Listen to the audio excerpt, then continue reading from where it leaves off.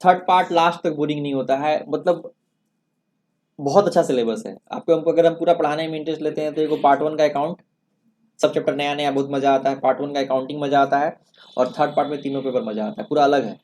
और इसमें छापने वाला भी कॉन्सेप्ट नहीं है, बुक से सिर्फ आप क्वेश्चन ही रेफर कर सकते हैं, आंसर रेफर कर ही नहीं सकते। अकाउंट में तो रेफर भी कर लेते हैं, आंसर इसमें रेफर नहीं। जब तक आप हमारे कॉन्सेप्ट को नहीं समझिएगा तब तक बनेगा ही नहीं, क्योंकि पूरा फॉर्मेट ही अलग है।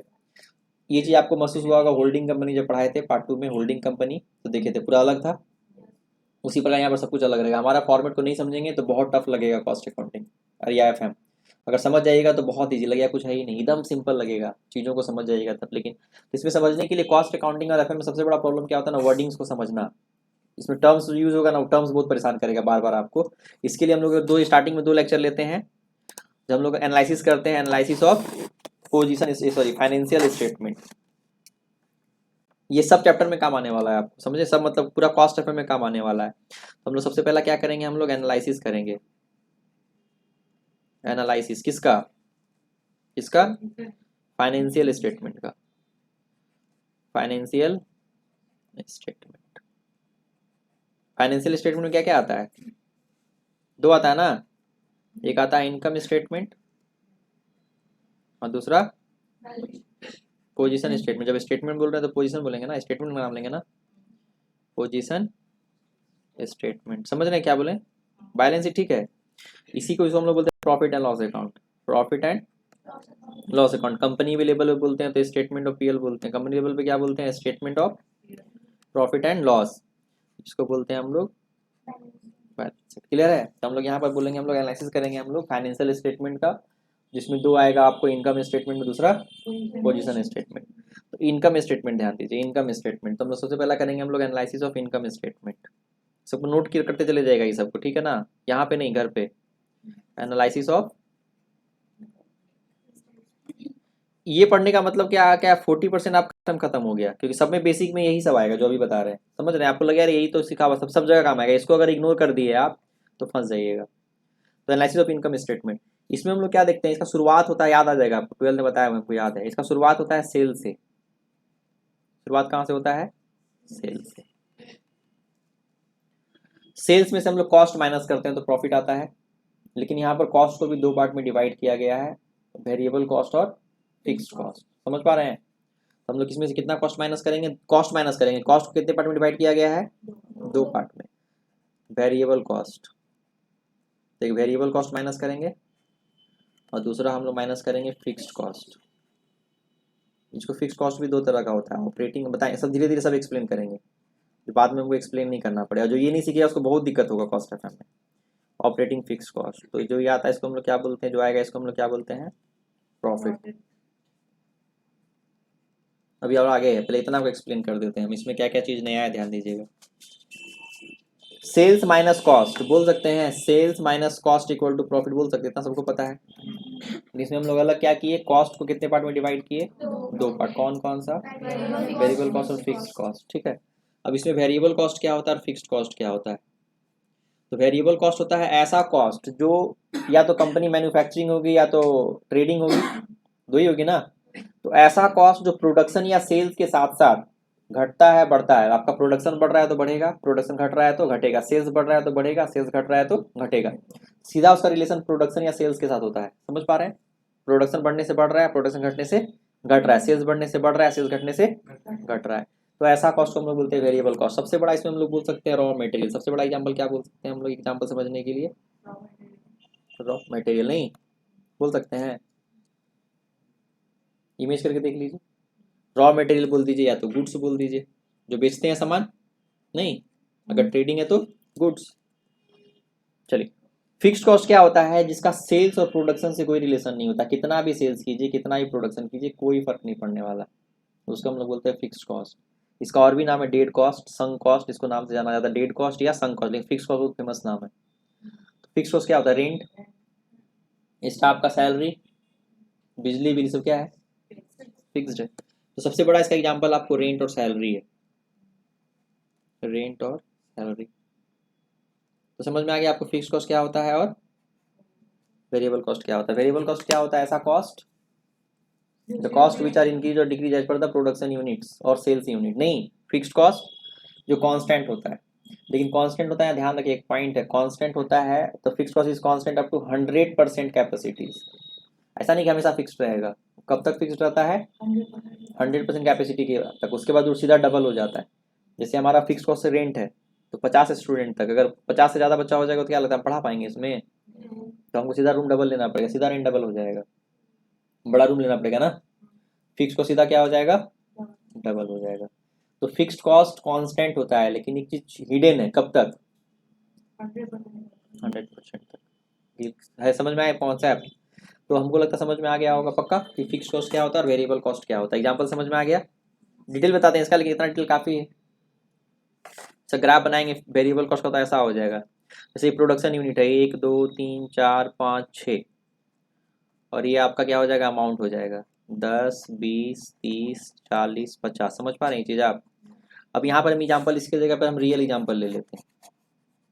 मेरे में क्या है वेरिएबल कॉस्ट? नोट्स। मेरे पास क्या है वेरिएबल कॉस्ट में? नोट्स। एक स्टूडेंट आएगा तो हमको एक का प्रिंटिंग कॉस्ट 10 रुपये पड़ता है, तो मेरा कॉस्ट कितना आएगा? 10 रुपया। 2 आएगा तो 3 आएगा तो 30, 4 आएगा तो 5 आएगा तो 50। ये वेरिएबल कॉस्ट लाइन हो गया, इसको हम लोग बोलते हैं वेरिएबल कॉस्ट लाइन। नहीं समझ में आ गया? अगर एक भी नहीं रहेगा तो? अब रेंट का बात करते हैं। 0 स्टूडेंट, 1 2 3 4 5, 5,000, 10,000, 15,000, 20,000, 25,000। हमारा रेंट 10,000 है। तो 0 स्टूडेंट का तो मेरा रेंट कितना लगेगा? 1 रहेगा तो 2 रहेगा तो 3 रहेगा तो वेरी गुड, 5 रहेगा साइना तो 60 रहेगा तो अभी बताए थे 20।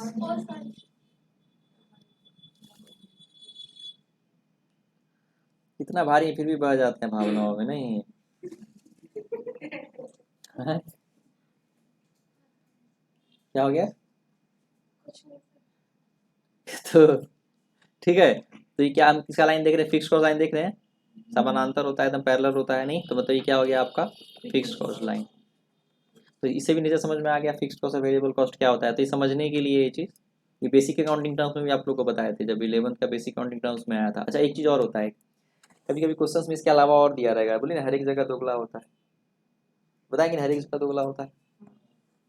सब जगह अकाउंटिंग में भी दोगला होता है। एक दो सिस्टम होता है, कैश सिस्टम, मर्केंटाइल सिस्टम, एक होता है हाइब्रिड सिस्टम, पता है कि नहीं? उसका भी दोनों मिक्स होता है, सब जगह मिक्स होता है। तो कुछ कॉस्ट होता है सेमी वेरिएबल कॉस्ट होता है, इसके अलावा क्या होता है? Semi variable. इसका नाम से क्या लग रहा है? सेमी वेरिएबल का मतलब क्या लग रहा है? ये कौन सा लोग पता है? कुछ पता होगा ना सर, क्या होता है सेमी वेरिएबल? तो मतलब कुछ यूनिट्स का कांस्टेंट रहता है, फिर बढ़ता है, फिर घटता है, फिर मर जाता है नहीं सर। बढ़ता नहीं है, बढ़ता ही है। एग्जाम्पल? रेंट या इलेक्ट्रिसिटी। हाँ, और बहुत अच्छा एग्जाम्पल है इलेक्ट्रिसिटी। और दूसरा टेलीफोन बिल।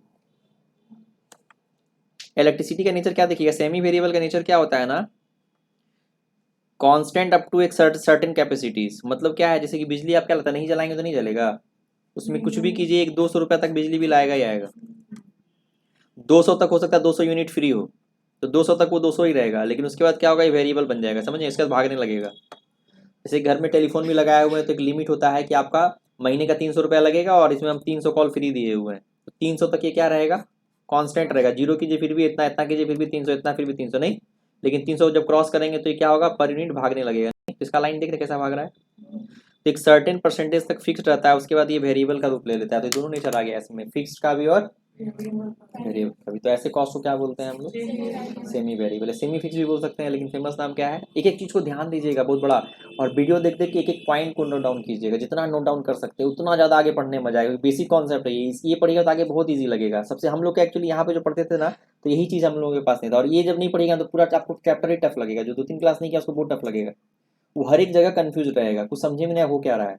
तो इसीलिए इसको बहुत ध्यान दीजिएगा। तो क्या ऋतु, क्या होता है कॉस्ट, कितने तरह का होता है? तो कौन कौन? और तीसरा ये जो बताएं अभी, तो 2 बोल रहे हैं आप। लेकिन लास्टली दो ही कॉस्ट को यूज़ करेंगे हम, होता तो तीन तरह का है, लेकिन लास्ट में हम लोग ना इसको बताएंगे कैसे सेपरेट करते हैं। तो ये फिक्स्ड कॉस्ट कहलाएगा और ये वेरिएबल। तो फिक्स्ड को फिक्स्ड में हम लोग यूज़ करेंगे और वेरिएबल को वेरिएबल में। कॉस्ट तो दो ही तरह का होगा, फिक्स्ड और वेरिएबल। अगर सेमी वेरिएबल है तो हमको छांटना पड़ेगा, उसका जो वेरिएबल पार्ट है वेरिएबल में ऐड करेंगे और जो फिक्स पार्ट है फिक्स में ऐड करेंगे। तो सेपरेट करने का तरीका आता है कैसे, वो हाई लेवल अभी नहीं है, जरूरत पड़ेगा आगे जाएंगे तब जरूरत पड़ेगा, जरूरत मार्जिनल कॉस्टिंग में जरूरत पड़ सकता है। हम लोग अलग अलग करना सीखते हैं, कैसे अलग करते हैं सिखाएंगे आपको, ठीक है। क्वेश्चन में दिया रहेगा मिक्स करके, लेकिन हमको अलग करना पड़ेगा पक्का। उसको हम लोग बोलेंगे सेमी वेरिएबल। यहाँ तक समझ में आ रहा है। लेकिन फाइनली हम लोग पढ़ेंगे तो दो ही पढ़ेंगे, कॉस्ट की तरह का दो तरह का, वेरिएबल और फिक्स। अगर सेमी दिया रहेगा तो हम लोग क्या करेंगे, हम लोग छाटेंगे, अलग अलग करेंगे पक्का। सेमी वेरिएबल कॉस्ट क्या होता है, जो एक समय तक फिक्स का नेचर होता है, उसका नेचर बदल जाता है, नहीं उसका नेचर किस में कन्वर्ट हो जाता है, वेरिएबल में, ठीक है। ऐसा नहीं कि पहले वेरिएबल फिर फिक्स होता है, एक समय तक पहले फिक्स होता है बाद में वेरिएबल होता है, समझे आप।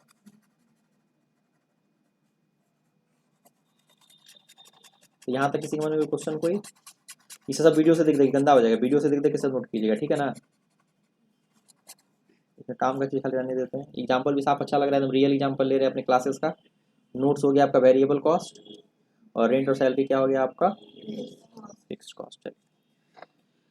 तो जो प्रॉफिट, दूसरी बात अब हमको समझना पड़ेगा, बिजनेस में आप कैश फ्लो स्टेटमेंट पढ़े थे तो दो तरह का नेचर होता है, आपको पढ़ाए थे। तीन तरह का होता है, ऑपरेटिंग, इन्वेस्टिंग और फाइनेंसिंग, याद आ रहा है। ऑपरेटिंग एक्टिविटीज, इन्वेस्टिंग एक्टिविटीज और financing activities. Cash flow statement activities कितने तरह के होते हैं, ऑपरेटिंग, फाइनेंसिंग और इन्वेस्टिंग। इस दोनों को मिला के हम लोग बोलते थे नॉन ऑपरेटिंग, याद है। नॉन ऑपरेटिंग कोई नाम नहीं है, जो ऑपरेटिंग नहीं है उसको नॉन ऑपरेटिंग बोलते हैं। तो एक्चुअली फिक्स्ड कॉस्ट हमारे बिजनेस में बहुत तरह का होता है, लेकिन यहाँ पे जो फिक्स्ड कॉस्ट ले रहे हैं हम लोग, ले रहे हैं ऑपरेटिंग फिक्स्ड कॉस्ट। अब हम लोग इंटरेस्ट पेड कर रहे हैं, वो भी तो फिक्स कॉस्ट है ना, हमारा इंटरेस्ट इतना देना है देना है देना है, गलत कि सही। प्रीफेंस डिविडेंड दे रहे हैं, कैसा कॉस्ट है, फिक्स्ड, 10% देना है मतलब देना है, गलत कि सही। लेकिन उसको यहाँ पे नहीं लिखेंगे, यहाँ पे हम क्या लिखेंगे, सिर्फ ऑपरेटिंग, वो तो नॉन ऑपरेटिंग है, वो तो फाइनेंसिंग एक्टिविटीज है हमारा। तो हम लोग इसीलिए इसका नाम, यहाँ पे जो फिक्स कॉस्ट लिख रहे हैं हम, यहाँ पे कौन सा फिक्स कॉस्ट लिख रहे हैं,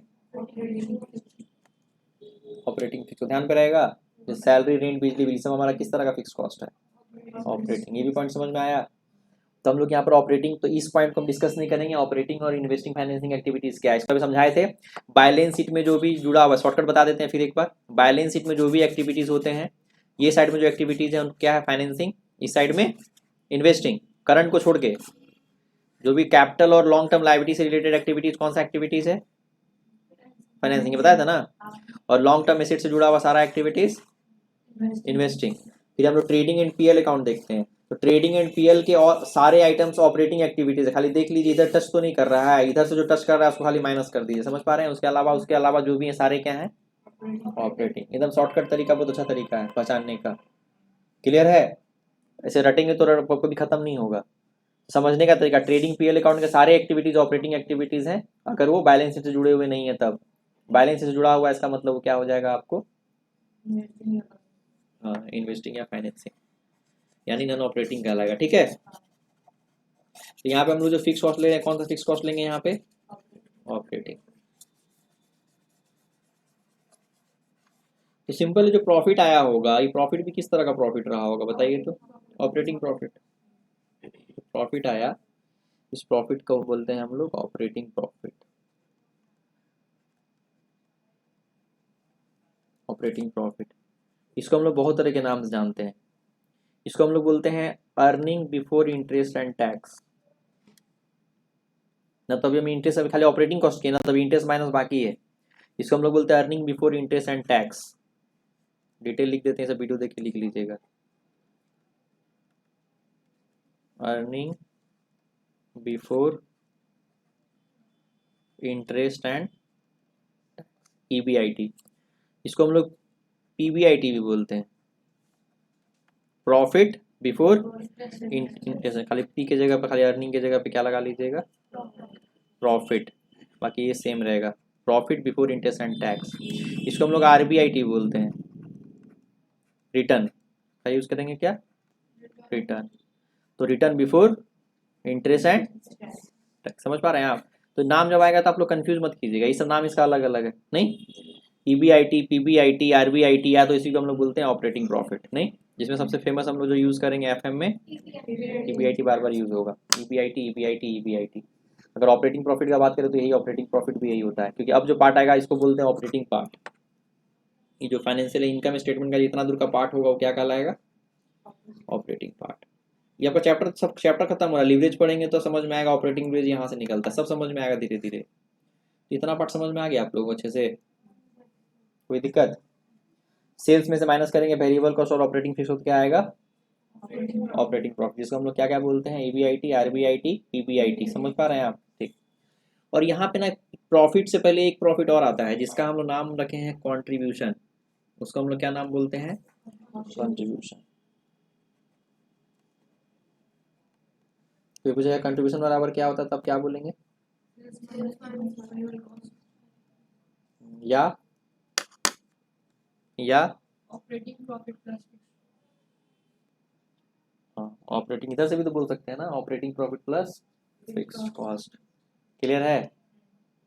यहाँ तो समझ में आ रहा है रोहन? अब एब्सेंट नहीं है सर, हम शुरू में एब्सेंट थे, अब नहीं बोलिएगा आप। ये पूरा नया है, नहीं बोले सर हम शुरू में 2 महीना एब्सेंट थे। अभी वही सोच के रखा हम एब्सेंट है, समझेंगे हम। रोहन आप किसे समझ रहे हैं ना?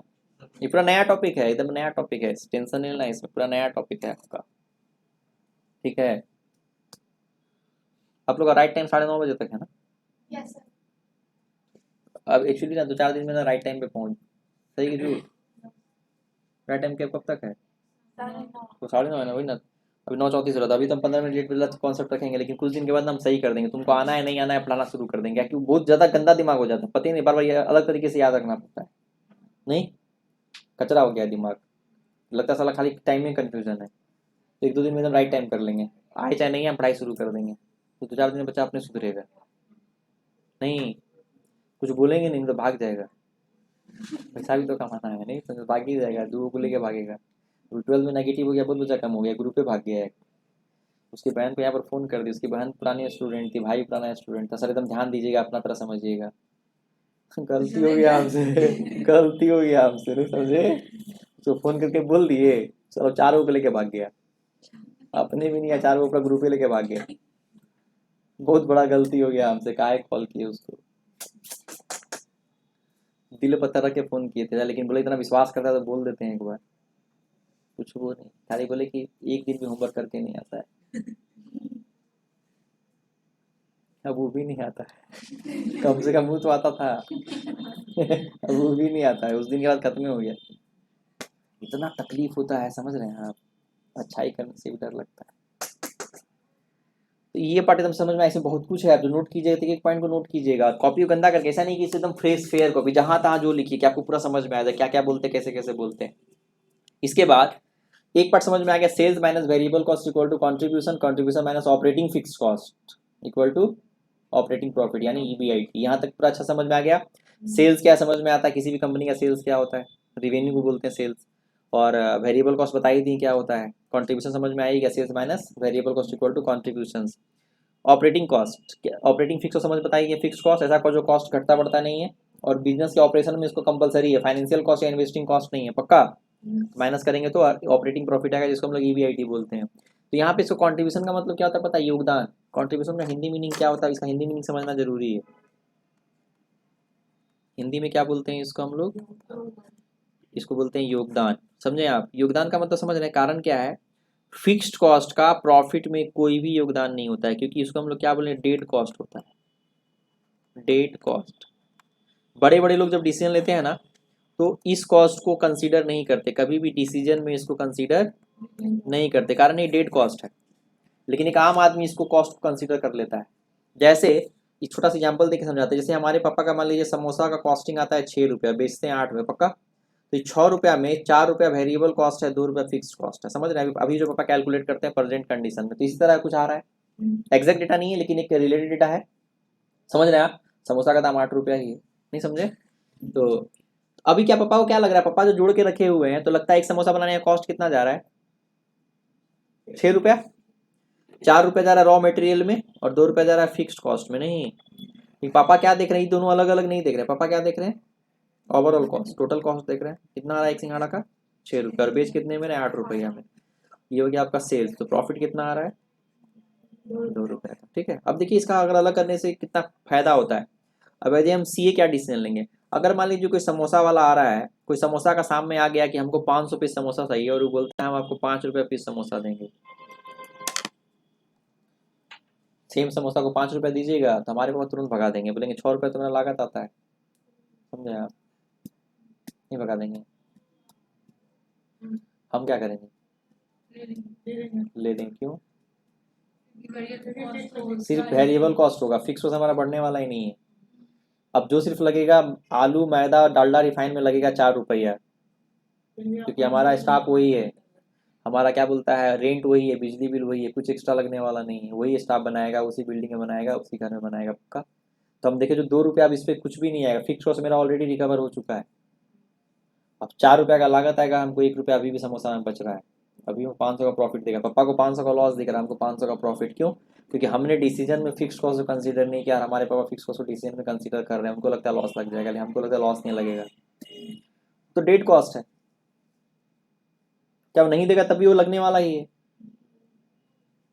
तो डिसीजन का मतलब है आपको ऑर्डर दे चाहे नहीं दे, अपना मान लीजिए कि अभी शुरू में नहीं बेच रहे, अभी ही बना के बेच रहे हैं, फिर भी हम डिसीजन में फिर उसको हम कंसीडर नहीं करेंगे, क्योंकि वो डिसीजन मतलब नहीं, वो रहे चाहे नहीं रहे, सिंघाड़ा का ऑर्डर दे चाहे नहीं दे, हमको तो लगने वाला ही है, तो डेट कॉस्ट है, उसमें हम क्यों चार्ज करें? ये कॉन्सेप्ट आप लोग को सिखा देंगे तो बोलेगा सर हाँ सही बात है। अभी कोई बच्चा आएगा बोलेगा सर हम 200 में पढ़ेंगे, सर आपको क्या फर्क पड़ता है, आपका तो डेट कॉस्ट, आपका तो वही फिक्स कॉस्ट लगेगा, वही बोलिएगा। लेकिन दूसरा चीज आता है गुडविल, रेट खराब हो जाएगा, मार्केट खराब हो जाएगा, वो सब देखना पड़ता है ना। आप इसी के लीजिएगा, हम ही अप्लाई कीजिएगा, ₹200 देंगे, पढ़ाना है। अब वो क्या लगने वाला, खाली यहाँ बैठ जाएंगे, आपको ₹1 भी जाएगा एक्स्ट्रा कॉस्ट, नोट्स भी मत दीजिएगा। बोलिए, आपको ₹1 भी जा रहा है, आपका फिक्स कॉस्ट डेट कॉस्ट है ना, आपका तो कॉस्ट मरा हुआ कॉस्ट है, भागा अभी तुमको मरना है अभी, गलत कि सही? तो हर एक चीज देखा जाता है, वैसा नहीं सिर्फ एक फैक्टर देखेंगे, अब दूसरा फैक्टर भी देखेंगे, हमारा मार्केट को नेगेटिव खराब हो जाएगा, रेट खराब हो जाता है नहीं। जैसे पिछले वाले पार्ट 1 में कैसा रेट खराब हो गया था, नहीं खराब हो गया था प्रीति? गलत कि सही? नहीं होता है, ये चीज होता है, नेचुरली हो जाता है, रेट खराब हो जाता है, कुछ होता है उससे कुछ नहीं है, लेकिन क्या होता है पूरा सिस्टम खराब हो जाता है। तो अगर ₹5 देख लेंगे, ₹5 देने से अगर हमारा कस्टमर खराब हो रहा है, सामने भी आ रहा है, तो क्यों देंगे? नहीं देंगे। जैसे कल ये पापा बैठे हुए तो पापा का समोसा लेने आया, बोला ₹100 का समोसा दे दीजिए, पापा उसको 8 को समोसा दिए, ₹4 वापस किए, चाहते तो उसको 9 समोसा दे सकते हैं, लेकिन पता है ट्रेंड बन जाएगा, लोग ₹100 ही लेके आने लगेगा, समझे आप? ₹50 लेके आएगा, बोलेगा उतना में इतना इतना में इतना दीजिए, गलत कि सही? वो आदत खराब हो जाएगा, इसलिए क्या कि जो आदत लगाइए ही मत। तो कुछ चीज़ें अच्छा है, लेकिन वो आगे क्या कर जाता है, खराबी कर जाता है। तो आपको लग रहा है कि बाप रे फिक्स्ड कॉस्ट का कितना बड़ा रोल है, कंपनी कॉस्ट कम करने के लिए ना करती है, ओवर टाइम क्यों काम करवाती है, उसको पता है यही फैक्ट्री में काम करवा लेंगे हम, खाली वेरिएबल कॉस्ट आएगा, फिक्स कॉस्ट हमारा वही रह जाएगा। और कॉस्ट ऑफ क्या करता है, प्रोडक्शन कॉस्ट क्या कर लेता है, वो लोग ओवर टाइम करा के कम कर लेता है, फिक्स कॉस्ट बच गया ना उसका पूरा, डबल शिफ्ट काम करवा लिया ना, डबल शिफ्ट काम करने से क्या हो गया, उसका फिक्स कॉस्ट क्या हो गया, अगला शिफ्ट में 0 नहीं हो गया, वही रेंट वही बिजली वो सब कुछ वही चीज़ लगता है ना, मतलब कुछ चीज़ें बढ़ता है लेकिन नॉर्मली चीज़ तो वही रह जाता है, गलत कि सही? तो डबल शिफ्ट में काम कराने से फायदा होता है, कॉस्ट बहुत कम हो जाता है, रेंट तो सॉलिड बच जाता है, ऐसे भी रात में दुकान बंद ही रहता है, नहीं यूज़ कर लीजिए। क्लियर है? चलिए, तो या इस पार्ट तक समझ में आया? अब यहाँ के बाद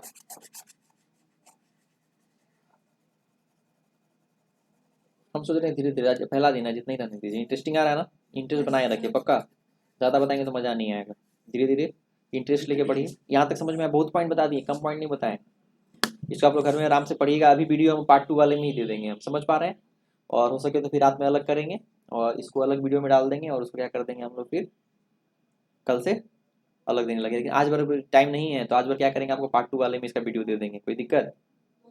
पूरा समझ में आएगा, और कॉपी देख के समझ जाएंगे कि आप लोग कितना मेहनत कर रहे हैं, कितना सुन के, इतना नहीं सुन के बहुत कुछ लिख पाइएगा आप, और पूरा उसको एकदम एक्सप्लेन कर करके, कॉपी सुंदर नहीं दिखाना है, कॉपी को एकदम ऐसे ऐसे करके ये भी बोलते जितना सुन रहे हैं उसको अपने लैंग्वेज में उसको क्या कीजिए आप, सब ग्राफ रफ सब बनाइए, पूरा कॉन्सेप्ट अगर बेसिक कॉन्सेप्ट अगर ये समझ में आ जाएगा तो गारंटी बोलते हैं आपका, अभी हम देख रहे हैं आपका लिवरेज ज़्यादा खत्म हो गया, सैली को दिख रहा होगा, सैली नहीं लिवरेज पढ़े है ना, लिवरेज नहीं, अच्छा एफएम तो है ही नहीं आपका, ओहो, आपका आधा लिवरेज खत्म हो गया, हम देख रहे हैं, बताएंगे तो बोलेंगे बस ही था, अरे हाँ, तो हर एक चीज़ में ही बताना रहेगा, तो एक और बता दिए सब जगह काम आएगा। आप लोग होटल कॉन्सेप्ट दिए हैं, होटल में आप लोग जो सब्जी ऑर्डर करते हैं तो लगता है सब्जी किसी घर में साला 2 सब्जी बनाने में हालत खराब हो जाता है, होटल वाला साला जो सब्जी बोलते तुरंत कैसे बना के दे देता है। क्वेश्चन आया कि नहीं मन में, क्या रेडी रहता है? नहीं, उसका कॉन्सेप्ट क्या है, उसका मसाला रेडी रहता है। मसाला उसको क्या चाहिए, भूंज के रख लेता है। सबका मसाला नहीं, 2-3 तरह का मसाला। पनीर का आइटम अलग, जैसे नॉर्मल सब्जी है, सीजनली सब्जी है ना, उसका मसाला भूंज के रख लिया। हम लोग अपनी वाइफ को भी सिखाते हैं, बना के फ्रिज में रख लीजिए ना, और बाद में खाली आलू जो सब्जी बनाना है उसको फ्राई कीजिए और मसाला डाले खुला दीजिए। समझ पा रहे हैं आप? लेकिन कोई समझता ही नहीं। होटल में ही कॉन्सेप्ट चलता है, सब्जी एक बार प्याज गला के रख लिया, प्याज में जो नमक उमक सब दे के रख लिया। अब आप जो करेंगे, आलू बैगन बोलिए, आलू भिंडी बोलिए, ये बोलिए वो बोलिए, क्या करेगा, दोनों चीज खाली फ्राई करेगा, सस्पेन में उसको लेकर पानी दे खुला देगा और फ्राई करके उसको डाल देगा, खुला देगा, तैयार सब्जी। तो ये अभी हम लोग बना रहे हैं, समझ रहे हैं, वही मसाला बना रहे हैं। सब चैप्टर में खाली खाली खोलाना रहेगा। तो इंपॉर्टेंस तो इसी का है ना। आपको सब्जी इतना टेस्टी, इतना कम समय में टेस्टी कैसे बन रहा है? मसाला बहुत टेस्टी से, इसको भूनने में बहुत मेहनत लगाई, वो मसाला को जितना भूजिएगा उतना अच्छा होगा। हम लोग सिंघाड़ा मसाला में पालो यही यूज़ करते हैं। सिंघाड़ा मसाला जैसे मान लीजिए लगता है कि सामने कस्टमर आएगा कि नहीं आएगा, तो जब उसका जो मटेरियल भुजाता है ना मसाला, जिसमें अदरक लहसुन मिर्चा रहता है, लाल होता है, फिर हम लोग धनिया पाउडर मिर्ची पाउडर देते हैं सब, उसको भूंज के रख लेते हैं, एक गमला भूंज के रख लेते हैं, समझिए। इसको रख लिए, उसका एक बार उतना कहाँ से भुजाएगा, तो जितना इतना लिए इतना आलू लेके मिला दिए, इतना लेके आलू लेके मिला दिए। समझ पा रहे हैं आप? और मान लीजिए कि लग रहा है रिस्क है, तो क्या करेंगे, इतना भुना हुआ मसाला रख ले, मतलब कौन आलू नहीं डाला हुआ है उसमें, साइड रख लिए। और मान लीजिए सामने कस्टमर बढ़ गया, खाली आलू बॉयल करना रहेगा, और क्या करना पड़ेगा, फिर से प्रोसेस नहीं करना पड़ेगा, वही मिला दिए। हाँ, बड़ा अच्छा दिमाग है। आप लोग घर में भी सब्जी में कर सकते हैं कि नहीं पता नहीं, लेकिन कोई लोग रिजिड होता है कि हमारा काम ही नहीं है। हम मछली के बारे में बोलते हैं, जिस दिन मछली बनाते हैं बोलते हैं आप ज़्यादा मसाला बना लीजिए आप। अब 2 आदमी है तो मसाला ज़्यादा बना देती है, मछली भी खराब कर देती है, बोलती है कैसे इतना कम मसाला बनाए हम लोग तो अच्छा चीज़ है, ज़्यादा मसाला बनाइए, फ्रिज में रख लीजिए। तो बोलती है मछली वाला, कहेंगे अरे मछली कहाँ डाले हैं अभी आप, तो मछली वाला कढ़ाई है तो मसाला अच्छा कढ़ाई में बना लीजिए। साला सब दिमाग हमें को देना पड़ता है। और सही नहीं समझे आप? हम समझ रहे थे, क्या बोले? धोना भी पड़ेगा। हाँ, फिर धोना पड़े, तब बोलते कोड़िया गिरी है इन लोगों का। साला खाना जो दिन हम सीधा पता है, हम बैचलर में कभी भी खाना खाते हैं ना तो फटाक से सब कुछ पता है, हम 4 को बर्तन लगा लेते हैं, फटाक फटाक, इस पे ये चढ़ा दिए उस पे चढ़ा दिए, धोने में 2 मिनट लगता है। लेकिन ये कढ़ाई के चक्कर में साला वो अपना आधा घंटा खराब कर, ये पॉइंट नहीं समझ पाए वो लोग। समझ रहे हैं? हम 4 को बर्तन गंदा कर लेते हैं और बर्तन धोने में 5 मिनट लगता है, काम आपका तुरंत हो गया, लेकिन ये पॉइंट नहीं समझ पाई। ये खाना देगी तो नहीं समझे, उसी में ऐसा करके दे देगी, बोले थाली रख दो यार, खाने में मजा लग गया, धोने में कितना टाइम लगेगा, खाने में साला उससे ज्यादा 10 मिनट एक्स्ट्रा लग रहा है। पापड़ साइड करके तिलौड़ी निकाल देते, अचार निकाल रहे हैं, साला नहीं समझ, गाली निकलता है। खाओ आराम से साला, 2 मिनट हम ही धो देंगे थाली, गलत कि सही? नहीं समझे? साला पता नहीं लेडीज का ये बर्तन बताने वाला आदत बहुत गंदा है, बहुत गंदा आदत है ये, बहुत गंदा आदत है, इसी साइकोलॉजी से निकल ही नहीं पाती। गलत कि सही? सारा सही बोल रहे, गलत बोल रहे हैं? तो इतना कुड़िया क्यों होते हैं आप लोग? हाँ, क्या कीजिएगा शरीर बचा के, थोड़ा गलाइए, थोड़ा अच्छा भी होगा, शरीर भी अच्छा होगा। तो हम क्या करेंगे, हम थोड़ी है ना बर्तन धोइए। हैं? आप सब ये पॉइंट समझे आप? वो खाना खाने में उसको फिर 10 मिनट ना एक्स्ट्रा टाइम रहता है, गलत कि सही? अब मजा भी नहीं आता है, बेचारा पापड़ भी बेचारा क्या होता है, क्या बोलता है, खिचड़ी के ऊपर आता है, गल जाता है, इसे गलती समझ में आ रहा है? नहीं समझ आ रहा है? एक थाली दे दीजिए अलग से, क्या दिक्कत है यार, मतलब पता नहीं यार, नहीं इसको ठीक नहीं कर पाते हैं। तो बताइए मछली अगर बना रहे हैं तो कितना आसान हो जाएगा मछली बनाना, मछली बना के मसाला बना के फ्रिज में रख लीजिए, हम बोलते हैं 20 दिन तक भी खराब नहीं होगा, होगा खराब? आराम से रख लीजिए। और जिस दिन आप मछली लाए खाली मछली वहां से बन के आता है, खाली क्या कीजिए आप तेल में फ्राई कीजिए, हल्का सा तेल में फ्राई कीजिए, गंदा तेल फेंक दीजिए और मसाला दे। साइकोलॉजी है ना, ये गंदा चीज है ना, ये तो साइकोलॉजी को चेंज नहीं कर पा रहे हैं, ये तो प्रॉब्लम है। ताजा ताजा क्या हो, कोई फर्क ही नहीं पड़ता, टेस्ट सेम टेस्ट आएगा, कोई फर्क नहीं पड़ने वाला है। बोले सरसों भी साल भर पुराना है, नहीं समझे आप? तो साल भर पुराना नहीं है। तो इस साइकोलॉजी से निकलना थोड़ा मुश्किल है, तो आप लोग निकलिए। तो हम लोग अभी क्या कर रहे हैं, मसाला तैयार कर रहे हैं, जो सब्जी बनाएंगे क्या करेंगे हम लोग, खाली इसको डाल के खुला देना है। सब्जी लोग इतना कम समय इतना सब्जी कैसे बन गया? तो मसाला बहुत मन से प्याज गलाए थे, प्याज गलाने में तो टाइम लगता है, गलत कि सही? सबसे ज्यादा टाइम कब किस में लगता है? बस प्याज गलाने में। एक बार प्याज गला लीजिए, प्याज सबसे ज्यादा टाइम उसी में लगता है, प्याज गलाने में लगता है। अब तो बिना नमक के प्याज गलाते हैं आप? नहीं, वो तो लाल हो जाएगा। थोड़ा सा डालते थे ना। अरे नमक देने से जरूरी है, नमक नहीं तो होगा ही नहीं। अब भिंडी का भुजिया जब उसने समय कभी भी मतलब किसी भी चीज में नमक दे दी जल्दी से, बैगन का भुजिया बना रहे नमक दे दी जल्दी से जा देता है, गला देता है ना वो। साग में नमक नहीं पानी नहीं छोड़ेगा, बहुत ज्यादा होता है। जोंक पे नहीं दिए हैं कभी आप? ये साग पे दीजिए, नहीं समझे? कितना यूज है, पानी छोड़ता है नहीं तो जरा। ये कॉन्सेप्ट क्लियर नहीं है। जोंक पे देने से क्या होता है? नमक पानी छोड़ता है, नहीं होता है? नहीं देखें जोक पे कभी? बाप रे बाप, कभी नहीं रिसर्च किए हैं? जोक जानते हैं? जोक दो तरह का होता है, एक लमका जोक होता है, ऐसे आता है फिर ऐसे चलता है, नहीं? एक होता है भैंस उसको पकड़ता है, नदी पोखर में रहता है, एकदम इतना छोटा सा रहता है, एकदम पकड़ भयानक पकड़ लेता है, नहीं देखे वो जो खून चूसता है, उसमें नमक दीजिएगा ना ऐसा करके तो बल बल बल बल ऐसा करके खून फेंकेगा। नमक उसका एकदम उसका जहरीला होता है, नमक से उसका बहुत बैर होता है, मर ही जाता है बेचारा। तो कहने का मतलब एक एक पॉइंट को समझिए इसमें, उसके बाद बड़ी मजा, बहुत मजा। 2 से 3 दिन का लेक्चर रहेगा, ये पूरा एनालिसिस करना सिखा देंगे, उसके बाद समझ में आएगा इसमें कितना सारा फॉर्मूला आ जाएगा, इसमें आपको बहुत सारा फॉर्मूला यहाँ सीख जाएंगे पक्का। तो कल इतना नोट करके हमको कॉपी दिखाइएगा, पहले फ्रेश कॉपी ले लीजिए और इतना जितना बताया उसमें से कितना पॉइंट आप लोग नोट कवर कर सकते हैं हमको बताइएगा। समझ पा रहे हैं आप? आपका भी शरीर जब नहीं पड़े तब कोई मन लगे, अच्छा लगे आपको, एफएम में बहुत ज्यादा यूज होने वाला है, तो आपका भी इंटरेस्ट बना रहेगा। तो कल आप लोग क्या कीजिए, इतना को पूरा नोट डाउन करके लाइए, ठीक है? कोई दिक्कत? और ये वीडियो हम क्या कर देंगे